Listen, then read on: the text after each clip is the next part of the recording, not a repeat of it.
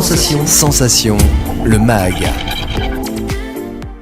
Depuis 1995, l'association CBL Réagir œuvre pour l'insertion des hommes et des femmes par l'activité économique et bénéficie du Fonds social européen dans différents projets. Pour en parler avec nous, je reçois aujourd'hui Simon Langdorf, responsable du développement CBL Réagir. Bonjour. Bonjour, merci de votre invitation. Alors votre association concentre ses missions autour de l'insertion professionnelle. Est-ce que la création de CBL Réagir en 1995 répondait à des besoins bien précis ?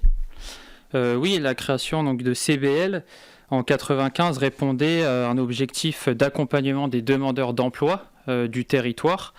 Donc du territoire bien précis des Yvelines, de La Celle-Saint-Cloud, Marly-le-Roi, Plaisir, Saint-Cyr-l'École et à l'ouest jusqu'à Montfort-l'Amaury.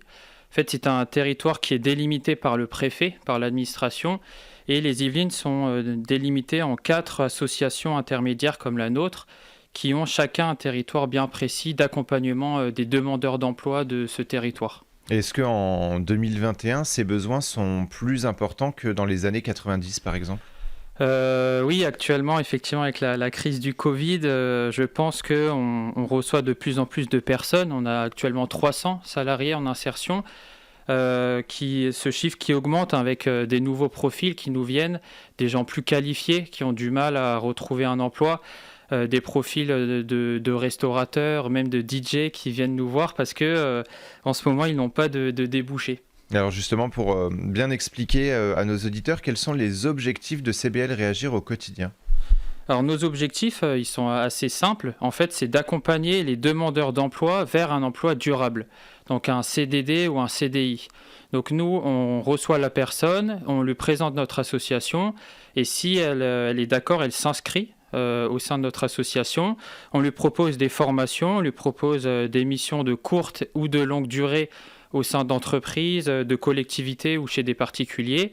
Et notre objectif, c'est qu'après 2 ans, ces personnes soient embauchées en CDD ou en CDI au sein d'une entreprise ou d'une collectivité. Et alors justement, pour permettre en fait ce retour à l'emploi, cette insertion professionnelle, est-ce que vous avez mis en place des partenariats avec les différentes collectivités, par exemple ? Est-ce que vous êtes soutenu par différents organismes ? Tout à fait, on a des conventions avec presque chacune des mairies de notre territoire. La Celle-Saint-Cloud, Marly-le-Roi, Saint-Cyr et Plaisir, les plus grosses. Et on signe une convention annuelle en fait qui leur permet de bénéficier de tous nos services durant toute l'année à un prix unique pour toutes les prestations. Et avec le marché de l'emploi qui est de plus en plus compliqué aujourd'hui, est-ce que justement votre association a pour objectif de permettre une facilité, entre guillemets, ou que ce soit plus simple de s'insérer professionnellement ? Tout à fait, nos salariés vont être accompagnés par nos conseillers en insertion professionnelle, donc mes collègues qui sont diplômés pour accompagner les salariés. Ils vont lever les freins à l'emploi, ils vont travailler la recherche d'emploi, le savoir-être en entreprise. De mon côté, moi, je suis en charge de développer les contrats avec les entreprises ou les collectivités pour leur fournir des missions, donc acquérir de l'expérience professionnelle. Et à la suite de ça, on espère au bout de 2 ans qu'ils puissent retrouver un CDD ou un CDI. Alors, qui peut faire appel à votre association ? Tout demandeur d'emploi ? Tout demandeur d'emploi, avec des critères quand même précis. Ils doivent être inscrits au Pôle emploi depuis plus d'1 an. Ou alors ce sont des personnes bénéficiaires des minima sociaux, ou alors des personnes démunies de toute ressource, repris de l'aide sociale ou de l'aide de la justice.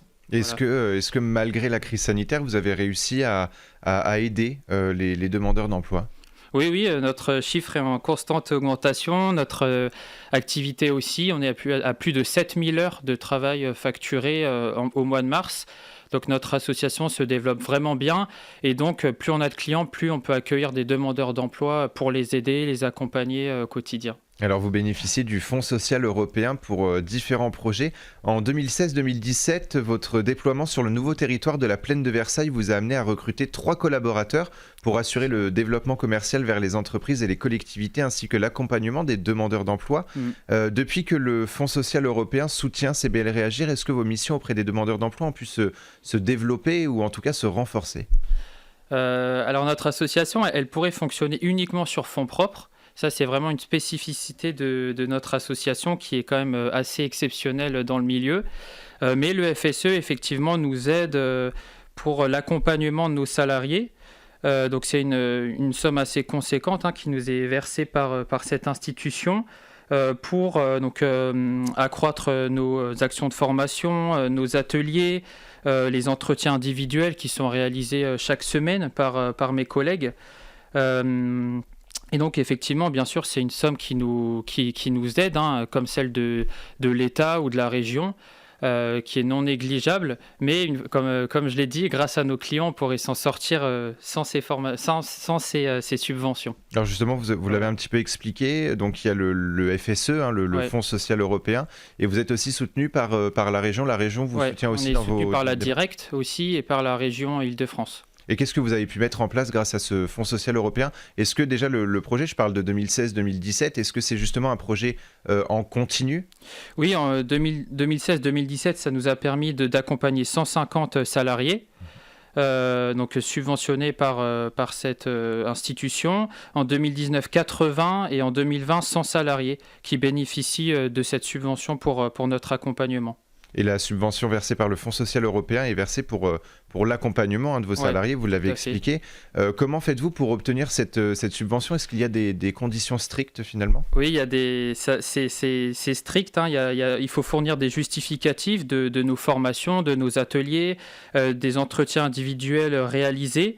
Ensuite, il faut que les demandeurs d'emploi soient bien domiciliés dans les Yvelines. Ça, on doit le justifier effectivement auprès du FSE. Et qui soient bien éligibles à l'insertion par l'activité économique. Est-ce que vous avez justement des retours de la part de ces demandeurs d'emploi qui viennent vous voir pour retrouver un emploi, pour être insérés professionnellement? Est-ce que vous avez déjà eu des retours, des personnes qui sont revenues vous voir? Oui, ça arrive très souvent. Ils viennent nous voir avec des petits gâteaux, des petits bonbons en disant merci. C'est grâce à vous qu'on a obtenu cet emploi, un CDI, CDD au sein d'une entreprise, d'une mairie.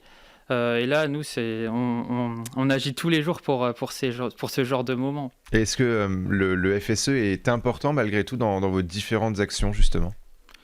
Oui, bien sûr, le FSE est tout à fait important. Comme j'ai dit, c'est une somme non négligeable qui est renouvelée chaque année, qui occupe beaucoup mes collègues pour fournir les justificatifs et les dossiers pour obtenir cette subvention. Mais nous, on fonctionne en fonds propres grâce à nos clients. Les particuliers aussi, n'hésitez pas à faire appel à notre association pour le ménage, repassage, jardinage. On peut répondre à tous ces besoins du domicile. Alors justement, vous proposez aux particuliers une aide dans l'entretien de la maison, du jardin ou encore de service à la personne. Pour les professionnels, vous proposez des interventions de bureautique, de saisie, de secrétariat ou encore de gestion de fichiers. Comment faites-vous pour trouver le travail qui correspond finalement aux attentes des personnes qui viennent vous voir? Alors mes collègues qui sont en charge de l'accompagnement vont recevoir la personne, vont faire un bilan de compétences avec les personnes qui souhaitent s'inscrire. Et ensuite, on va avoir une fiche récapitulative de toutes les compétences de la personne, ses aptitudes, son savoir-être. Et derrière, on va pouvoir mettre en face des entreprises qui ont des besoins actuellement, donc sur des métiers en tension, ou du moins qui correspondent bien sûr aux compétences de notre salarié. On va revenir un petit peu sur la crise sanitaire qui fait des dégâts dans le monde de l'emploi. Est-ce que c'est devenu encore plus important finalement d'aider à l'insertion professionnelle? Oui, là effectivement, il faut on combat les inégalités tous les jours et avec la crise sanitaire, ça s'accroît forcément. Peut-être que nos clients actuellement ont moins de besoins, mais en même temps, nous, on reçoit de plus en plus de demandeurs d'emploi. Là, on a 300, mais ça ne cesse d'augmenter. Donc il faut se battre tous les jours pour cette cause. Et est-ce que ça vous a handicapé justement la crise sanitaire, notamment en mars 2020 où tout était fermé, ou est-ce que vous avez pu malgré tout proposer justement des missions aux gens qui viennent vous voir? En mars 2020, c'était compliqué, effectivement. Là, on n'était qu'à 800 heures de travail, donc c'est vraiment rien. On a presque été arrêtés. Ensuite, nos salariés ont pu bénéficier du chômage partiel. Donc pendant cette période, effectivement, on a dû arrêter l'activité qu'on a reprise petit à petit en avril, mai après. Mais aujourd'hui, tout va bien. Merci beaucoup. Là, oui, en avril, c'est un peu compliqué encore, donc on a besoin de vous. Merci beaucoup, Simon Langdorf, d'avoir été avec nous sur Sensation.